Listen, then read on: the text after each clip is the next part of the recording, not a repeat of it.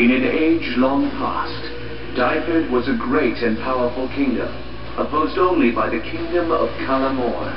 For centuries, the two kingdoms waged war over the fertile lands of Lear. In an effort to turn the seemingly endless war in its favor, Dyfed employed wizards in its army, a line that had never before been crossed. This escalation was met in kind by Kalamor, who enlisted the merciless Minotaur to fight on their side. For decades, the war between the two kingdoms raged on. Whole families, whole generations were wiped out. Finally, the tide of war turned in Dyfed's favor, and their victory was all but guaranteed. Fearful and desperate, the king of Kalamor sought an ancient, powerful evil imprisoned deep below his city. After months of digging, the king found this evil and made a dark pact with it. The evil was known as the Slag, a pool of silvery liquid that required a living host to be bound to it. The desperate king of Kalamor called upon the power of the Slag by sacrificing that which was dearest to him, his beloved wife. Now, host to the Slag, the king was left changed forever. Crueler, harsher, but very, very powerful. With the dark power now at his command, he unleashed a force of demons against Dyfed, turning the war sharply in Kalamor's favor. Now Dyfed was the desperate kingdom, but a mysterious woman robed in white appeared to the king of Dyfed and offered hope in the form of a magic gemstone. With this gemstone in hand, the king ventured deep into the wilds of Golvath and used its powers to seize control of the mighty dragons. With these great beasts under his command, the king of Dyfed attacked Kalamor and laid waste to the city. He then hid the gemstone in the small village of Lear to keep it out of his enemies' hands. Kalamor and its king fell before the onslaught of dragons. But the two mightiest dragons, who took the king's final breath, were drawn to the deep pit of Kalamor, home of the Slag. The silvery liquid called out to them, and they drank, and in doing so, broke the spell the king of Dyfed had placed on them. Fueled with power and hungry for vengeance, the two mighty dragons returned to Dyfed and burned the kingdom to the ground. Their retribution complete, the two dragons returned to the Slag and slumbered for many years. And so, in the end, Kalamor and Dyfed both were utterly destroyed by their own folly. Centuries passed, and the once small village of Lear grew into a mighty kingdom. In Lear's reliquary, a long-forgotten magic gemstone was found. Though its full powers were unknown, the sages of Lear discovered it had the power to hear the voices of the dead.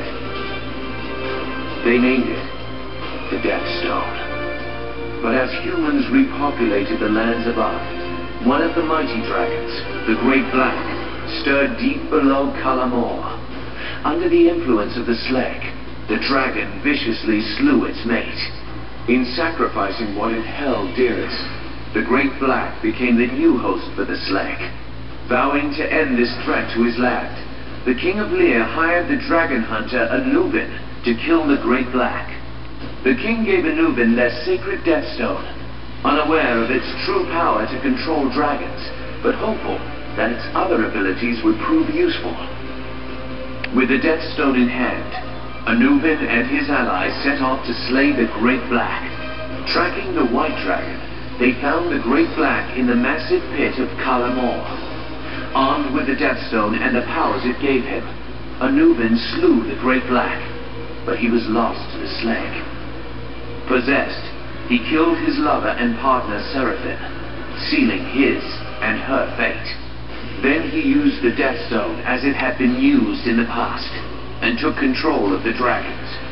Anubin never returned to Lear to claim his reward, nor was the Great Black ever seen again. The king could only assume they both slew each other.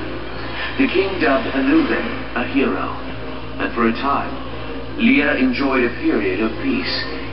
But unbeknownst to the king, Anubin secretly plotted against him. Now known as the Master, he enlisted the aid of the proud Minotaur in exchange for Slag. The Wargar too joined Anubin, putting aside the hatred of the Minotaur for the power of the Slag. Striking out from Kalamor, they raided human villages far and wide, taking the peasants as prisoners. The prisoners were enslaved, forced to rebuild the defenses of Kalamor. News of the disappearances reached the King of Lear. The king sent out scouts, who reported back that the hero of Lear, Anubin, was behind the raids. The king attempted to make peace with Anubin, but to no avail. Then, deep in Anubin's stronghold of Kalamor, the Death Stone was stolen by someone once close to him. Flying into a rage, afraid the stone would be used against him, Anubin tore the eyes from his dragons to prevent them from being enslaved by a new master. Hungry for more power, he ordered the Wargar and Minotaur to bring him prisoners by attacking the city of Lear.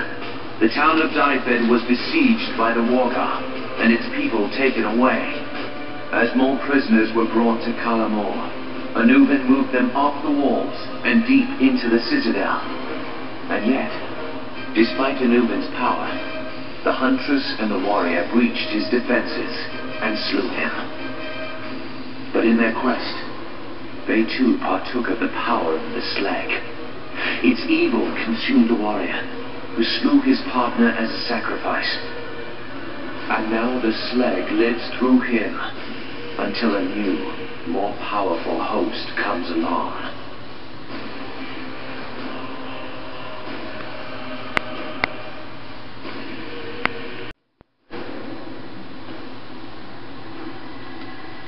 And yet, despite Anubin's power, the huntress and the warrior breached his defenses and slew him. But unlike so many before them, they resisted the power of the Slag, breaking its evil cycle. They buried the Faustan beneath the earth, never to be found again. Or so they hoped.